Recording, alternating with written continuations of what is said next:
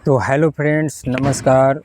मैं बिरजू कुमार और आपको आज सोशल मीडिया पे काम करने का जो तरीका होता है वो मैं उनके पीछे का जो राज है छिपा हुआ वो मैं कुछ आपको बताने जा रहा हूँ। तो आप लोग इस वीडियो को पूरा फुल वॉच कीजिएगा, पूरा वीडियो देखिएगा ताकि आपका अच्छे तरीके से समझ में आ जाए। तो चलिए दोस्तों, सोशल मीडिया पे काम करने से पहले आपको सबसे पहले अपने सोच पे काम करना पड़ेगा।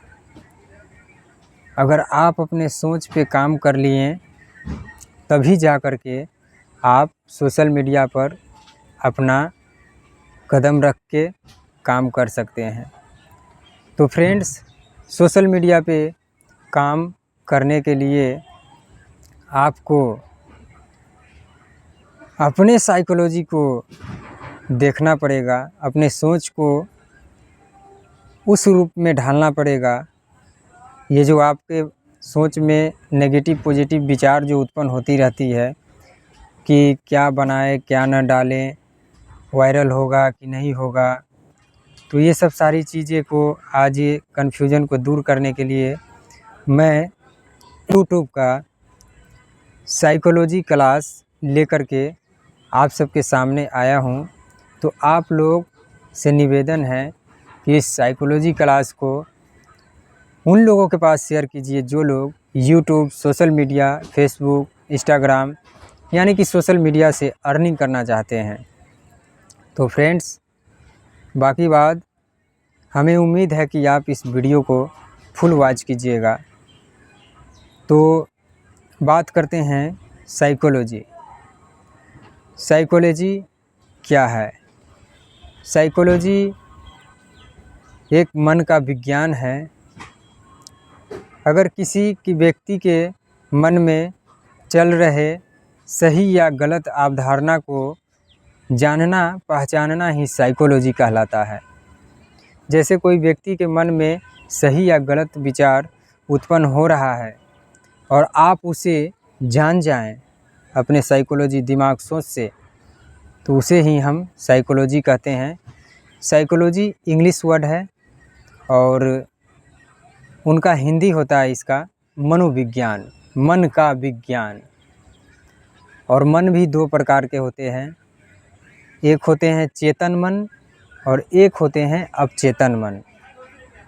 चेतन मन हम उसे कहते हैं खुली आँखों से कुछ देखना।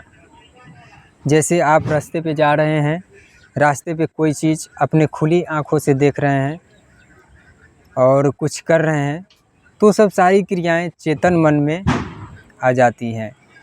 जैसे आप यहाँ से मुंबई गए ट्रेन से, दिल्ली गए ट्रेन से, तो ये सब चेतन मन की प्रक्रिया है। और बात करें दूसरा अवचेतन मन, तो अवचेतन मन जो होती है वो बंद आँखों से देखी जाती है। जैसे कि आप रात को सोए हुए हैं और रात को सोते सोते मोटरसाइकिल से घूमने कहीं और चले गए, यानी कि आप ड्रीम देख रहे हैं, यानी कि आप सपना देख रहे हैं। सपने में आए हुए क्रिया को अवचेतन मन कहते हैं और खुली आँखों से देखे हुए क्रिया को चेतन मन कहते हैं। मैं एक बार फिर से आपको बताना चाहेंगे दोस्तों, खुली आँखों से देखी हुई कार्य को या किया हुआ कार्य को हम चेतन मन कहते हैं और बंद आँख से किया हुआ जो हमारे माइंड में कार्य विकसित होता है, उत्पन्न होता है मस्तिष्क में, उसे हम अवचेतन मन की प्रक्रिया कहते हैं। तो बात करते हैं आपके, अभी हम बात कर रहे थे साइकोलॉजी के बारे में।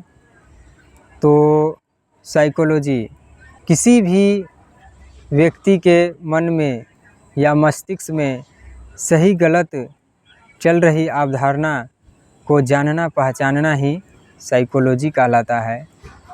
तो ये मैं एक बार और आपको दोहरा दिए हैं ताकि आपको समझ में आ जाए। और आगे बात करते हैं, साइकोलॉजी का एक छोटा सा क्लिप है, psychology of the guest and future of YouTube, यानी कि अतिथि का विज्ञान और यूट्यूब का भविष्य, यानी कि अतिथि का मनोविज्ञान और यूट्यूब का आने वाला भविष्य क्या है। तो आइए दोस्तों जानते हैं मनोविज्ञान कितने प्रकार के होते हैं। मनोविज्ञान 2 प्रकार के होते हैं। एक होता है पॉजिटिव सकारात्मक सोच, दूसरा होता है नेगेटिव नकारात्मक सोच। पॉजिटिव से हम पॉजिटिव से बात करते हैं।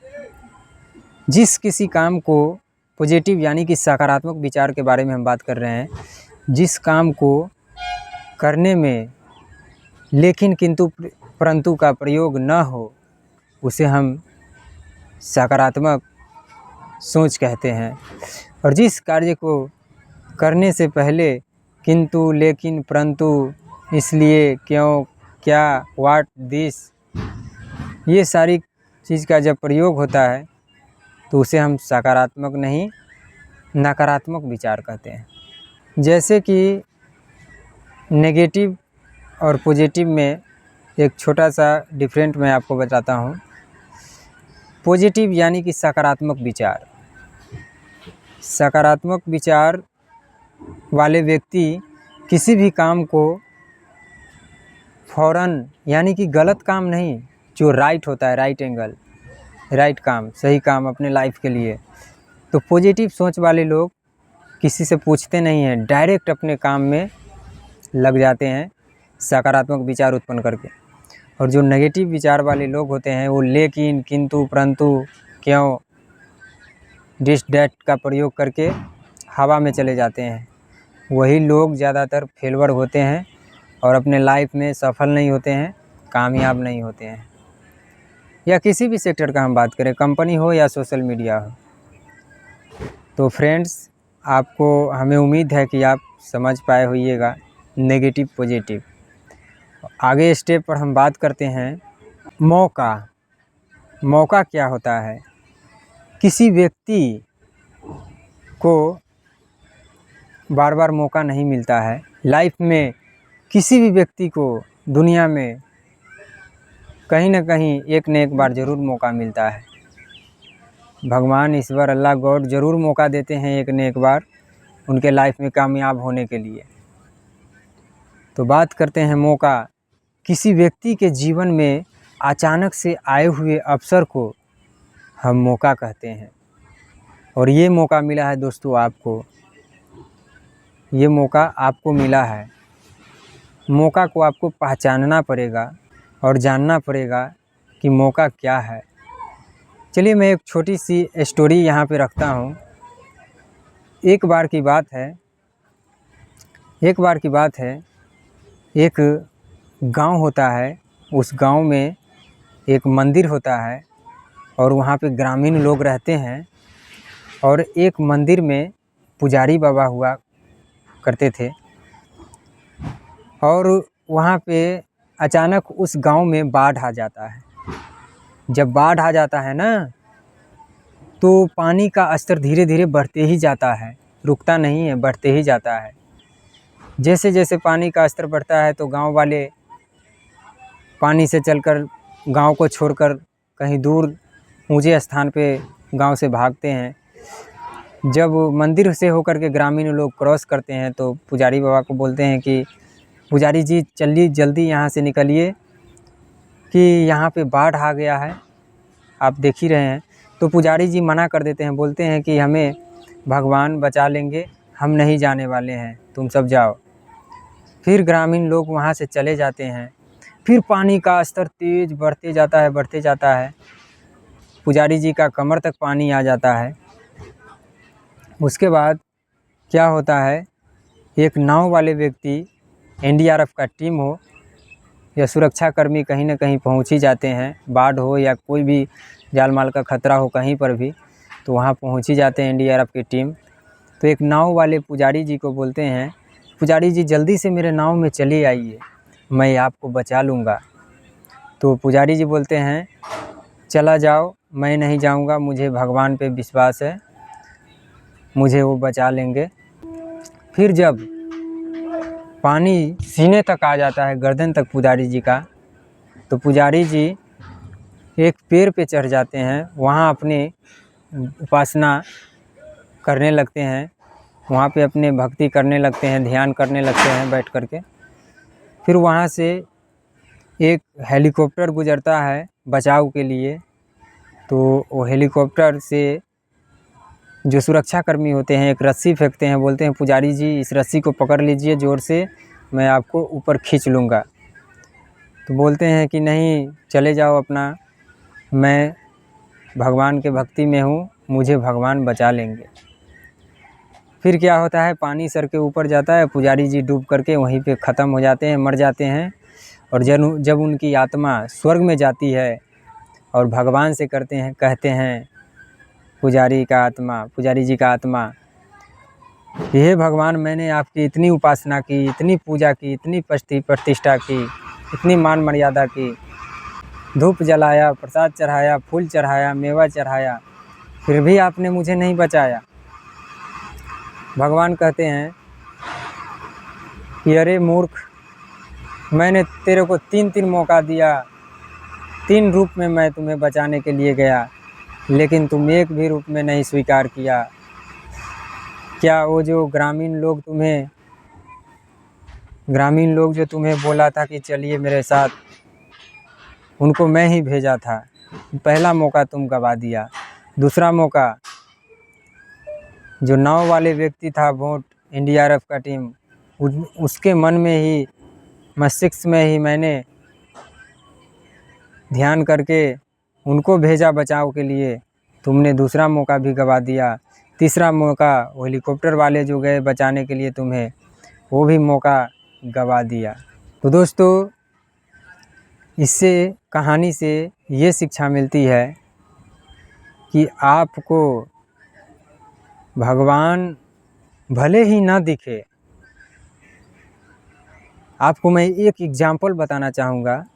घी कहाँ से निकलता है? घी जो आप खाते हैं, लगाते हैं, पूजा प्रतिष्ठा में उपयोग करते हैं, घी जो है दूध से निकलता है दोस्तों। और दूध में घी दिखता है? कभी नहीं दिखता है। तो जिस तरह दूध में घी नहीं दिखता है, उस तरह आपको भगवान इतनी आसानी से दिखने वाला नहीं है। समझ पाएँ आप कुछ? तो दोस्तों, भगवान हर एक लोगों को, या ईश्वर, अल्लाह, गॉड, हर एक लोगों को मौका देता है और बचाता है, लेकिन लोग उसको समझ नहीं पाता है फ्रेंड्स। तो आपको भी कभी किसी भी सेक्टर में या किसी भी प्लेटफॉर्म में मौका मिले, तो मौका देखते ही आप चौका लगा सकते हैं और अपने कामयाबी को, अपने ऊंचाइयों के बुलंदी तक जा सकते हैं।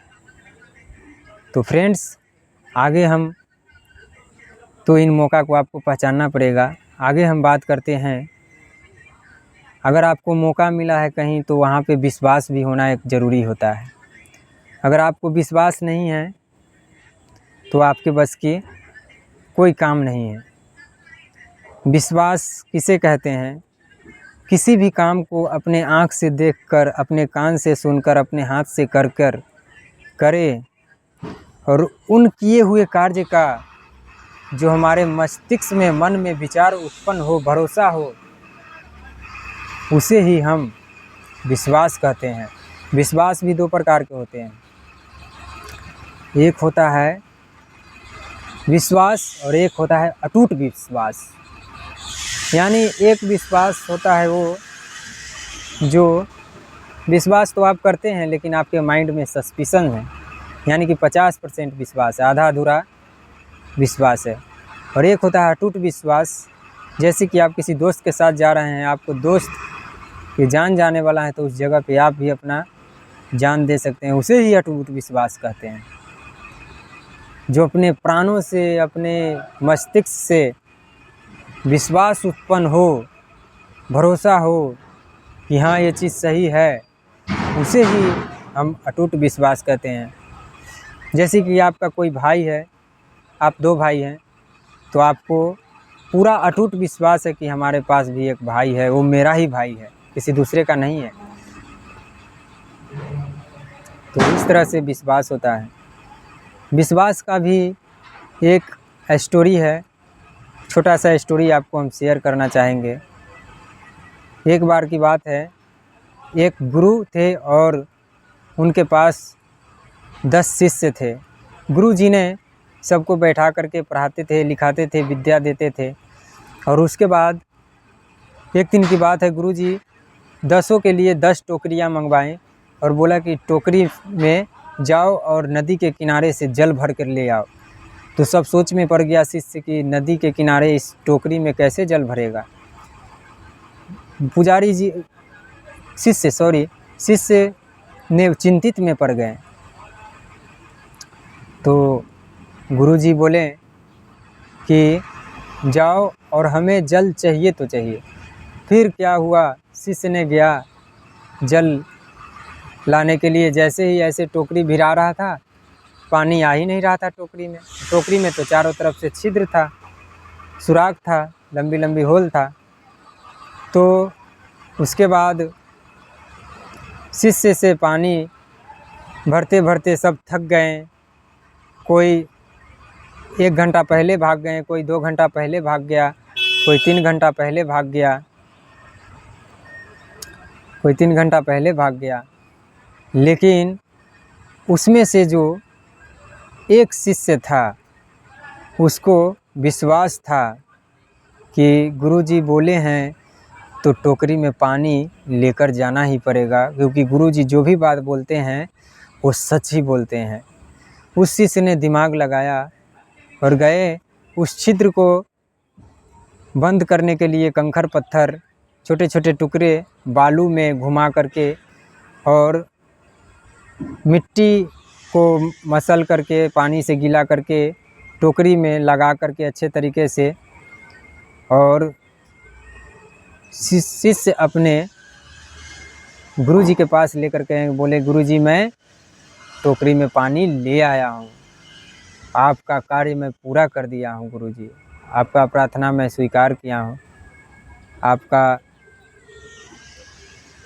और उनके जब वो सब शिष्य सारे लोग कहाँ हैं, गुरुजी जब पूछते हैं कि वो सब सारे लोग जो गए थे 10 लोग और सब कहाँ हैं, तो बोलते हैं गुरुजी वो सब तो कोई 1 घंटा पहले भाग गया, कोई 2 घंटा पहले भाग गया।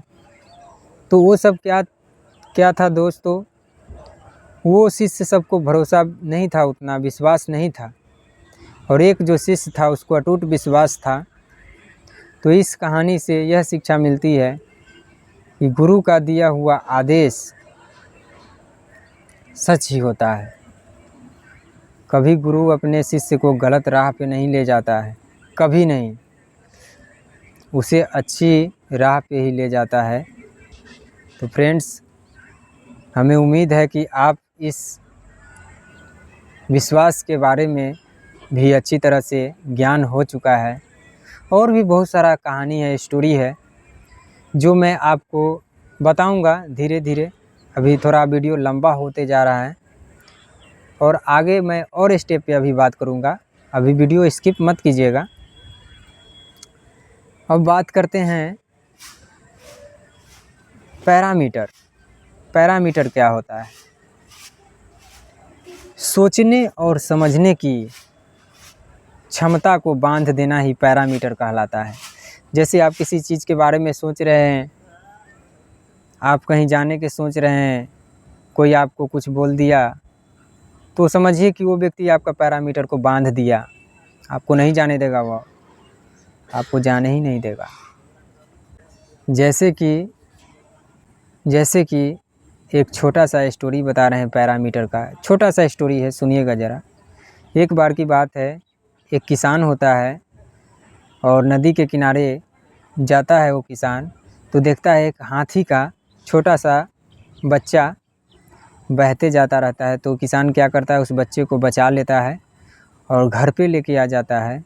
घर पे लेके जब आ जाता है ना, तो उस हाथी को बच्चे को खिलाता पिलाता है, रस्सी से पैर बांध देता है उसका, ज़मीन पे खूंटा ठोक करके लकड़ी, और रस्सी से जब पैर बांध देता है तो हाथी का बच्चा बचपन में तो बहुत उछलता था, कूदता था और रस्सी को बहुत प्रयास करता था कि रस्सी तोड़ के हम कूद के फान के निकल जाएं।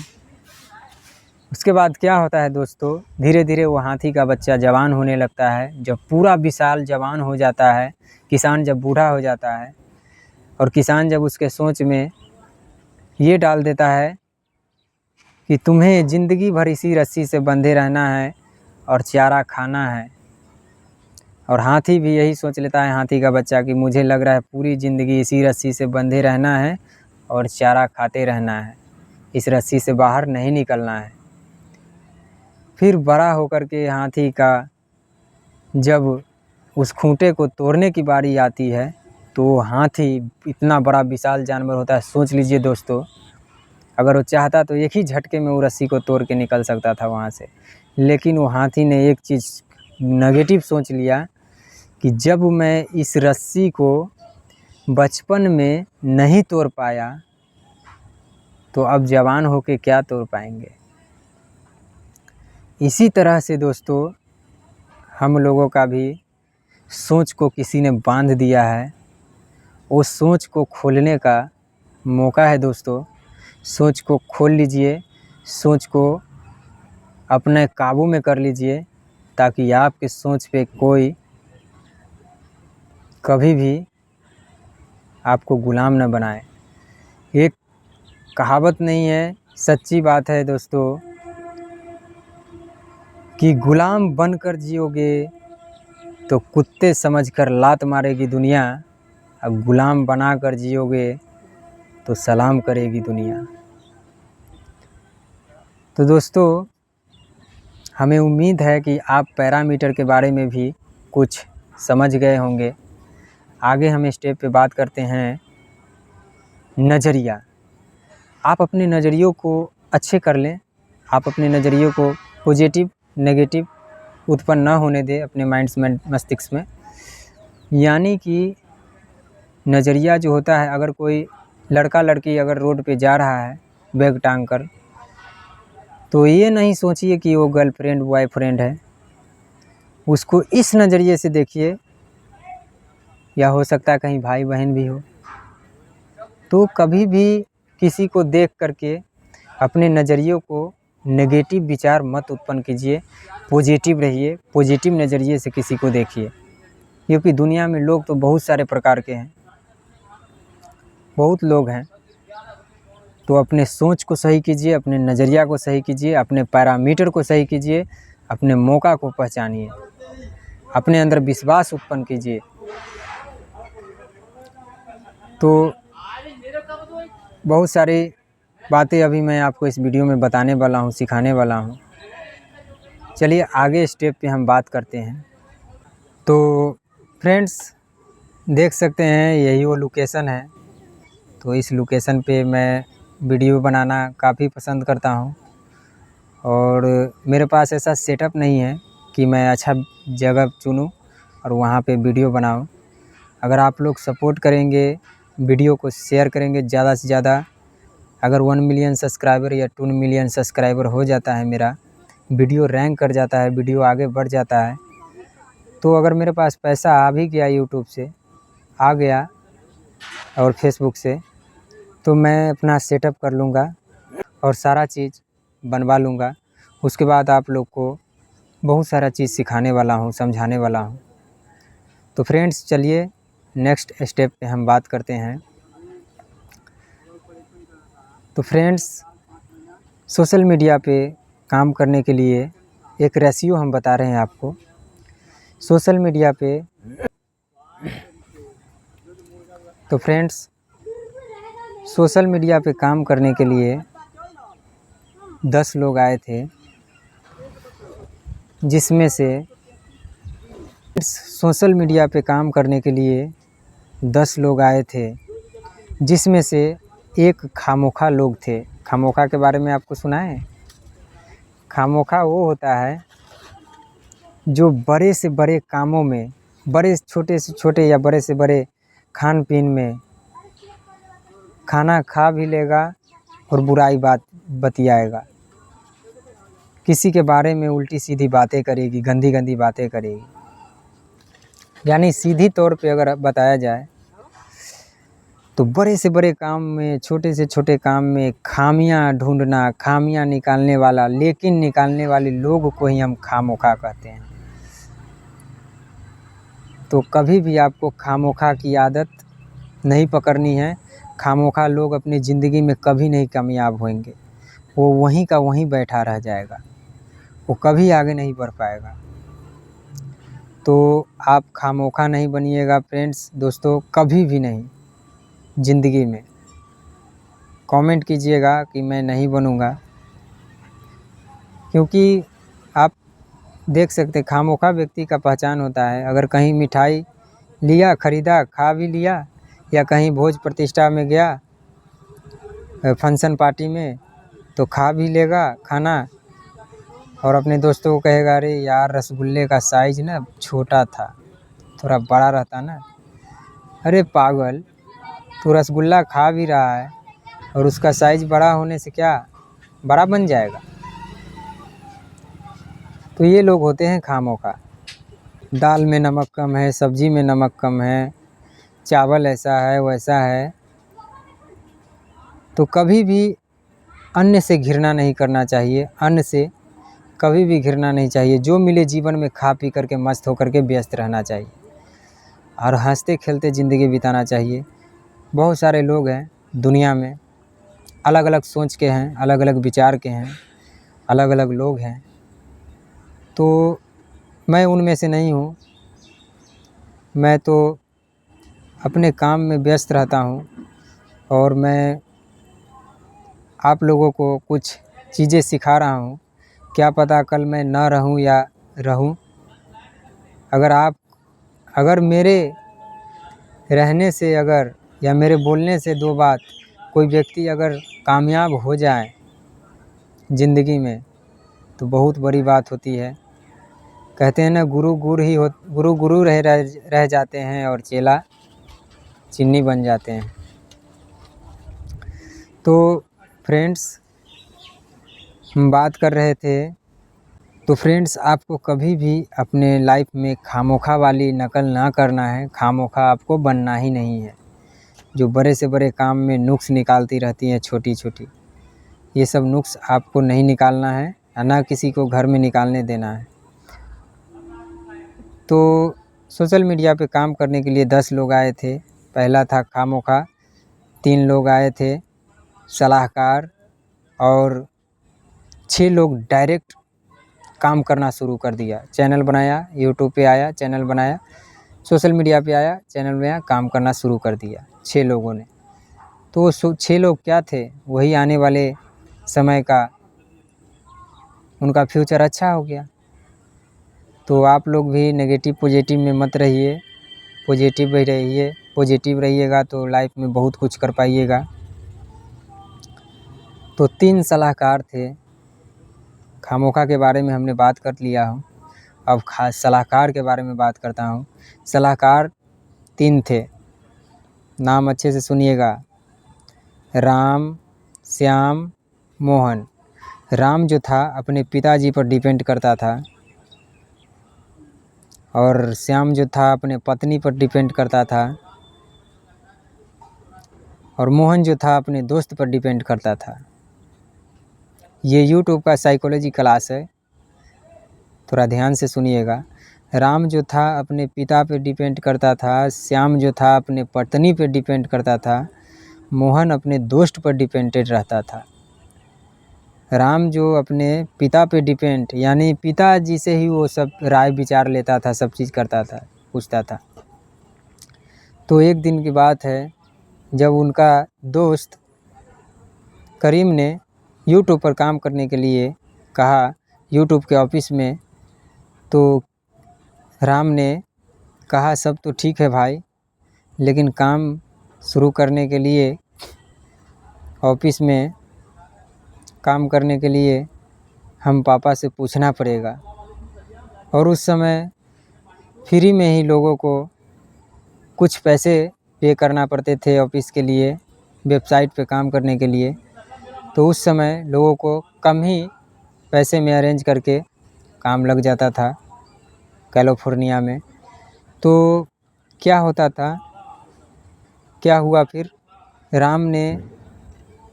करीम ने जब बोला कि राम कर लो काम मेरे साथ, राम बोलते हैं पिताजी से पूछना पड़ेगा।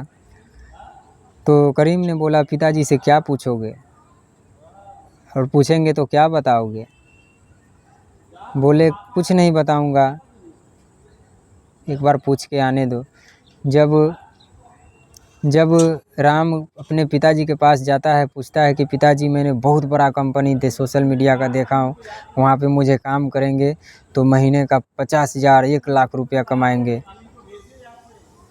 तो उनका पिताजी बोले कि बेटा ये बाल जो देख रहा है ना, बाल यूं ही नहीं पक गया है और वाइट हो गया है, ऐसा ऐसा कितनी कंपनियां आई और गई और ठग करके चली गई। मैं इस कंपनी में तुझे जाने नहीं दूंगा। और क्या होता है, राम भी वहीं से, उसका भी लाइफ ख़त्म हो जाता है, वहीं पे डेथ हो जाता है। पिताजी पे डिपेंड था राम। सोच के देखिए दोस्तों, राम अगर पिताजी से काम के लिए पूछने गया तो उन्होंने मना कर दिया। और राम भी कैसा था जो पिता को पूछने गया। क्या राम अगर अपने पत्नी के साथ सोना है राम को, तो पिताजी को पूछने जाएगा कि पिताजी मैं अपने पत्नी के साथ सोऊं कि नहीं सोऊं। तो फ्रेंड्स, बात तो है कड़वी, लेकिन सच्चाई भी छिपा हुआ है। तो फ्रेंड्स, राम का भी लाइफ वहीं पे ख़त्म हो जाता है, उसके पिताजी के चक्कर में उसका लाइफ बर्बाद। उसके बाद आता है श्याम, जो अपने पत्नी पर डिपेंड था। सेम वही प्रक्रिया होता है, श्याम को भी काम लगने वाला रहता है। करीम कहता है कि श्याम तुम काम कर लो। श्याम भी बोलता है कि मैं अपने पत्नी से पूछ के आता हूँ, पैसे कुछ लगेगा। तो फिर क्या होता है, जब वो पूछने के लिए जाते हैं तो करीम का दोस्त श्याम, जब वो पूछने के लिए जाते हैं अपने पत्नी को, तो उनका पत्नी बहाना बनाती है कि मायके जाना है, हमारे साथ चलो। नहीं जाएंगे, वहाँ नहीं जाओ काम करने, ऐसा है वैसे है, कंपनी ठग लेगी, कंपनी काम करवा के पैसे नहीं देगी। तो करीम का भी लाइफ वहीं पे ख़त्म हो जाता है। क्या करीम श्याम का अगर पत्नी बोलेगा कि कुएं में कूद के जान दे दो श्याम, तो श्याम को जान दे देना चाहिए या नहीं, कमेंट में ज़रूर बताइएगा। और उसके बाद मोहन जो होता है वो अपने दोस्त पर डिपेंड होता है। और ध्यान रखिएगा, हर दोस्त अपने दोस्त को अच्छा नहीं देखना चाहता है, ये चीज़ को कभी भी ध्यान रखिएगा। कुछ % दोस्त ही ऐसे होते हैं जो अपने दोस्तों को अच्छा राह दिखाते हैं और अपने दोस्तों को अच्छे राह पे चलाते हैं। तो दोस्तों, राम, श्याम, मोहन ये तीनों फेल हो गए और काम नहीं कर पाए सोशल मीडिया पे, तो वहीं का वहीं ख़त्म हो गया।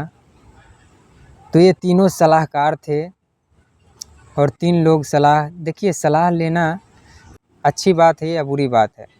सलाह लेना अच्छी बात भी है और सलाह लेना बुरी बात भी है। सलाह हमें उन व्यक्ति से लेना चाहिए जो उस काम के बारे में जानता हो। आपको जलेबी छानना है तो डॉक्टर को जाइएगा पूछने की जलेबी कैसे छनाता है, बताएगा कभी? भगा देगा मेडिकल पर से, हॉस्पिटल में से भगा देगा। आपको अगर जलेबी छानना सीखना है दोस्तों, तो आपको जलेबी छानने वाला के पास ही जाना पड़ेगा, तभी आप जलेबी छानना सीख सकते हो। उसी तरह से आप जिस व्यक्ति से सलाह ले रहे हैं और अपनी काम को ख़राब कर रहे हैं, आप कभी लाइफ में सक्सेस नहीं हो पाइएगा। मैं भी सक्सेसफुल अभी नहीं हूँ, लेकिन मैं ये भी बात बता देता हूँ, मैं तो सक्सेसफुल लगातार प्रयास कर ही रहा हूँ दोस्तों। लेकिन आप इस चीज़ को समझ जाइए, और कभी भी ज़िंदगी में परेशानी आए, कहा गया है कि न दिक्कतें न परेशानी तो क्या मज़ा है जीने में, आंधी तूफान भी थम जाएगी जब लक्ष्य बना है सीने में। तो दोस्तों, परेशानी तो बहुत तरह की आएगी, आपको सामना करना पड़ेगा, परेशानियों का बहुत सामना करना पड़ेगा, बहुत ज़्यादा। तो 3 सलाहकार थे, देखे तीनों सलाहकार का क्या हाल हो गया, वहीं का वहीं डेथ हो गया। क्या राम का पिताजी सोशल मीडिया का डायरेक्टर था? क्या श्याम का पत्नी सोशल मीडिया का, क्या कहें अभी हम, सोशल मीडिया का हैकर था कि वेबसाइटर था? कुछ भी नहीं था। ये सब लोग सलाहकार थे, और सही सलाह न मिलने के कारण ये तीनों के तीनों सलाहकार वहीं पे डेथ हो जाता है, कहानी ख़त्म, कुछ भी नहीं हो पाता। नेक्स्ट पॉइंट पे हम बात करते हैं। 6 जो लोग थे वो डायरेक्ट आए, डायरेक्ट यूट्यूब पे काम किए, फेसबुक पे काम किए, सोशल मीडिया पे काम किए, और अपना वीडियो क्रिएट किए, वीडियो बनाए, अपलोड किए, सब चीज़ डालें। और आज 2024 है, देख लीजिए कि EMR बिट्स को देख लीजिए, टी सीरीज को देख लीजिए, कोकोमेलन को देख लीजिए, प्यूडीपाई को देख लीजिए, ये सारे डायरेक्ट ज्वाइनिंग वाले लोग हैं, जो कि मैं आपको एग्जाम्पल बताया हूँ। तो आप लोग भी अर्निंग कर सकते हैं, कमा सकते हैं दोस्तों। किसी के बहकावे में मत आइए, अपना जो मन कहता है वो कीजिए। नेक्स्ट स्टेप पे हम बात कर रहे हैं। तो हमारा नेक्स्ट स्टेप है दोस्तों, इनकम कितने प्रकार के होते हैं। तो दोस्तों, इनकम 3 प्रकार के होते हैं। एक होता है लीनियर इनकम, अकेला काम करने वाला, लेवरेज इनकम, लोगों के साथ काम करने वाला। तीसरा होता है रॉयल्टी इनकम, जो स्टार बन के परसेंटेज कमाना, प्रतिशत कमाना। लीनियर इनकम, लीनियर इनकम क्या होता है? लीनियर इनकम, अकेले काम करते रह जाओगे ज़िंदगी भर, अकेले काम करते रह जाओगे ज़िंदगी भर, अकेले कमाओगे,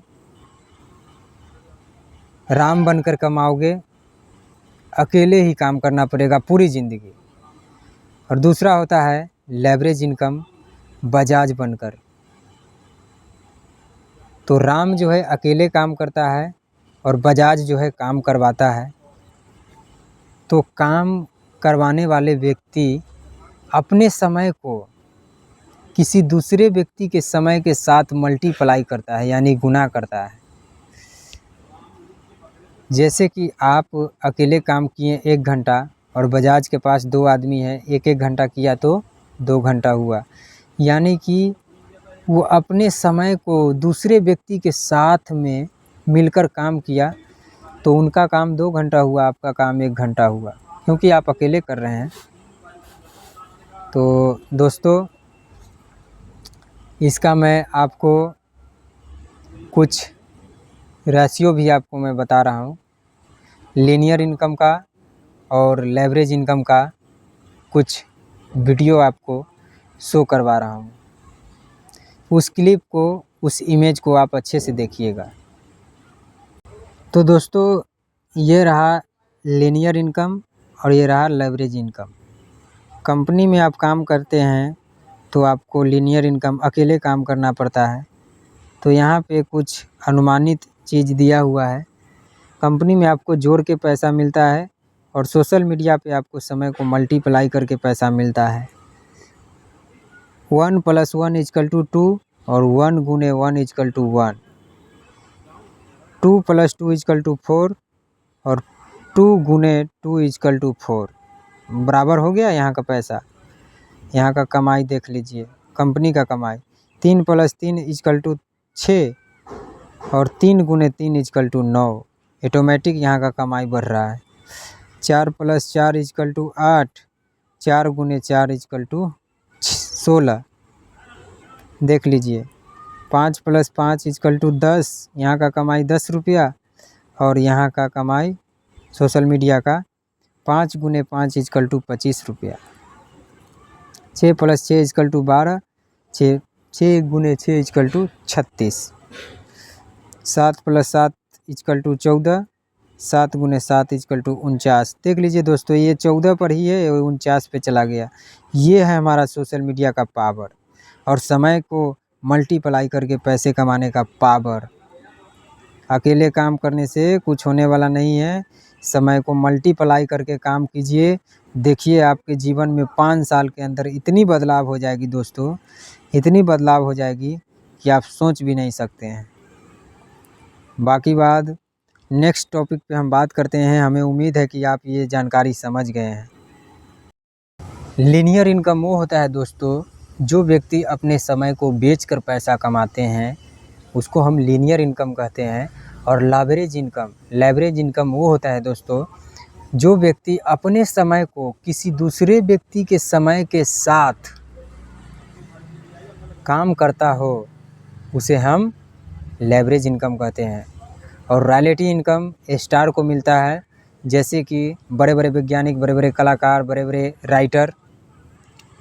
एक बार थॉमस एल्वा एडिसन की बात करते हैं, बिजली का बल्ब का निर्माण कर दिए। आज उनके 7 जनरेशन तक पैसा जाते रहेगा दोस्तों। चाहे जो भी % पैसा मिलता हो, पूरे दुनिया से एक बार सिर्फ बिजली का बल्ब का निर्माण कर दिए। थॉमस एल्वा एडिसन वैज्ञानिक का नाम है, आप लोग पढ़े होइएगा। तो बनाए एक बार बिजली बल्ब पूरी दुनिया के लिए और उनको रॉयल्टी मिलते ही रहेगा 7 जनरेशन तक। उसे ही हम रॉयल्टी इनकम कहते हैं, प्रतिशत के हिसाब से मिलता है ये। आगे हम बात करते हैं। तो दोस्तों नेक्स्ट स्टेप है हमारा महंगाई के बारे में। दोस्तों देख ही रहे हैं महंगाई कितनी बढ़ रही है। इतनी महंगाई बढ़ते जा रहा है दिन प्रतिदिन कि लोग सब्जी तक नहीं खरीद पा रहे हैं। बाज़ार से वापसी चले आते हैं कुछ पैसे बचा करके, ताकि हमें घर पे कुछ समस्या का हल हो।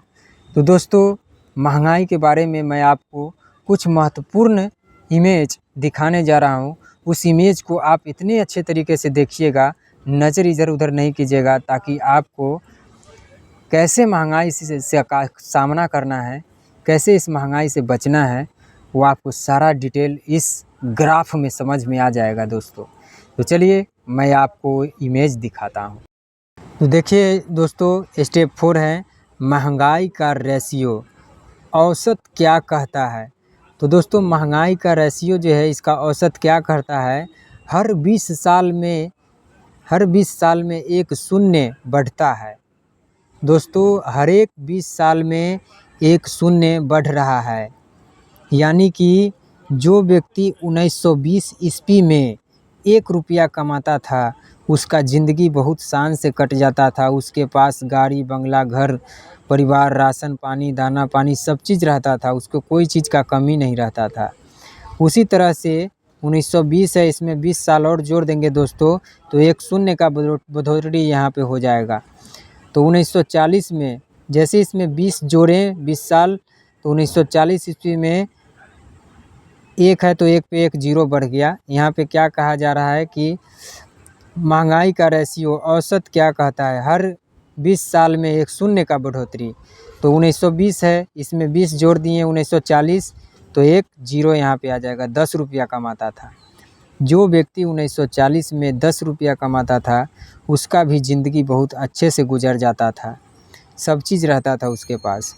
उसी प्रकार से 20 साल और जुट गया इसमें, तो जो व्यक्ति 1960 में 100 रुपया कमाता था, उसका लाइफ बहुत ही अच्छा से कट जाता था, सब चीज़ उसके पास रहता था।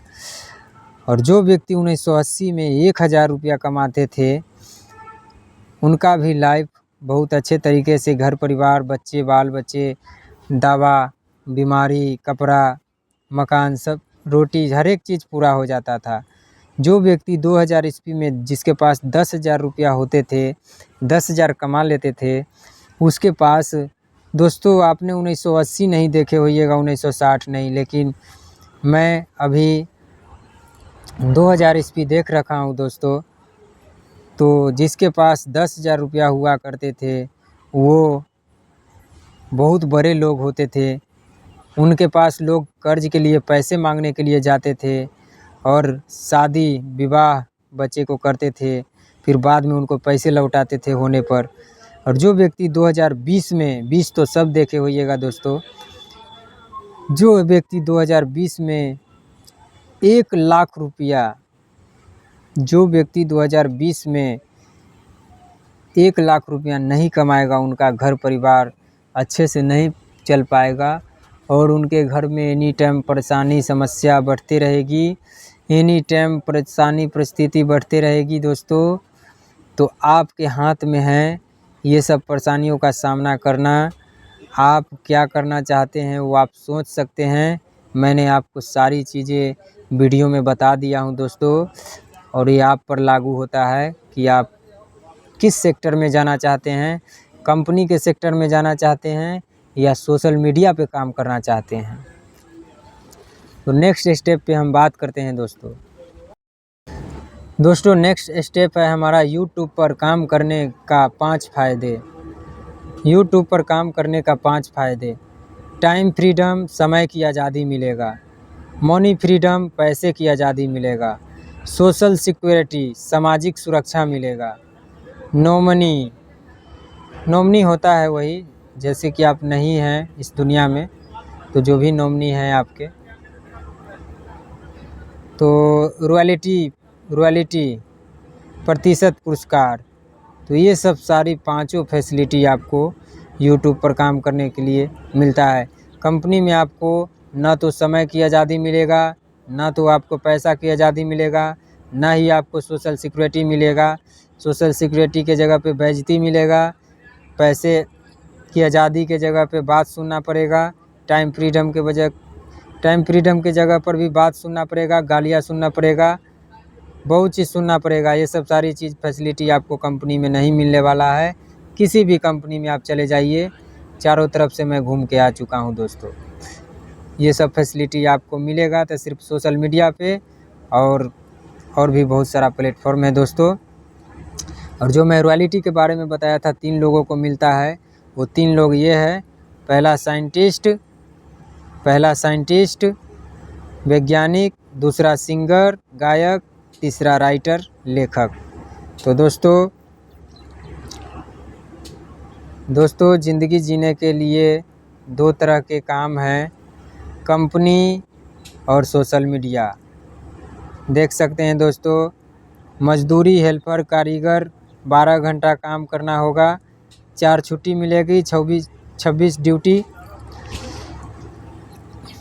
4 महीना में 1 महीने में सैलरी मिलेगी। और सोशल मीडिया प्लेटफॉर्म पे यूट्यूब, फेसबुक, इंस्टाग्राम पे अगर आप काम करते हैं तो एक बार इस पे काम कर लिए ना तो पूरा लाइफ सुधर जाएगा, पूरा ज़िंदगी बदल जाएगी। कभी भी दाल रोटी के बारे में सोचना नहीं पड़ेगा दोस्तों। तो ये सब सारी चीज़ आप देख सकते हैं। नेक्स्ट स्टेप पर हम बात करते हैं। यूट्यूब से पैसा कमाने के लिए आपको सिर्फ 2 घंटा काम करना है 5 साल तक। यूट्यूब से पैसे कमाने के लिए आपको ऐसा कोई बात नहीं है कि 5 साल तक, आप चाहे तो साल भर के अंदर में भी छाप सकते हैं नोट यूट्यूब पे, 6 महीना के अंदर में भी छाप सकते हैं नोट यूट्यूब पे। आपके अंदर ऐसा जलवा होना चाहिए, अच्छी चीज़ दिखाइए वीडियो में, अच्छी जानकारी दीजिए। तो 5 साल से कम समय में भी आप 1 साल 2 साल 6 महीने में भी आप कमा सकते हैं। आप 1 महीने में भी नोट छापना स्टार्ट कर देंगे, इसका कोई समय सीमा सीमित नहीं है। तो यूट्यूब से पैसे कमाने के लिए आपको टारगेट पूरा करना होता है 1000 प्लस 1200 सब्सक्राइबर, 4000 घंटे का वॉच टाइम प्लस, यानी 1000 सब्सक्राइबर, इसको हम मान लेते हैं 1200, क्योंकि 1000 पूरी पे मोनेटाइजेशन करने में मज़ा नहीं आता है दोस्तों। और मैं अपने तरफ से 4200 घंटा वॉच टाइम रख दिया हूँ। इस प्रक्रिया होने के बाद जब आपको 1000 सब्सक्राइबर 4000 घंटे का वॉच टाइम कंप्लीट होता है तो आपको चैनल मोनेटाइजेशन के लिए रिव्यू में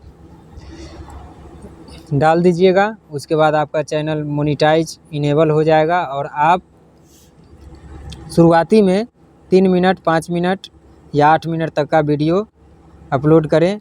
100 व्यूज आता है तो गूगल एडसेंस आपको $1 देता है, यानी कि 83.55 पैसा, 83 रुपया 55 पैसा देता है। इसी तरह से आपको किसी एक वीडियो पर 1 मिलियन प्लस 2 मिलियन व्यूज आता है तो गूगल एडसेंस आपको 1200 से $6000 तक देता है। तो एक बार आप देख सकते हैं, गुना कर सकते हैं। तो मैंने गुना किया है यहाँ पे दोस्तों, $1200 गुने 83.55 पैसा। तो ये पैसा निकल कर के आया है $1200 का 1 दाई 11,000 10,000 लाख 1,02,60। तो देख सकते हैं इतनी पैसा है सिर्फ एक वीडियो पर। दोस्तों यूट्यूब एक अमेरिकी ऑनलाइन वीडियो शेयरिंग प्लेटफॉर्म है जिसका स्वामित्व गूगल के पास है, दुनिया भर में उपलब्ध है। यूट्यूब को 14 फरवरी 2005 को स्टीव चैन, चाड हर्ले और जावेद करीम ने लॉन्च किया था, जो पेपल के 3 पूर्व कर्मचारी थे। तो दोस्तों हमें उम्मीद है कि आपको ये जानकारी अच्छी लगी होगी और आपको इस साइकोलॉजी क्लास में बहुत सारी चीज़ें समझ में आए होंगी। तो दोस्तों बाकी बात मिलते हैं हम अगले वीडियो में। तब तक के लिए वंदे मातरम, जय हिंद, जय Bharat, thanks a lot, thanks, love you.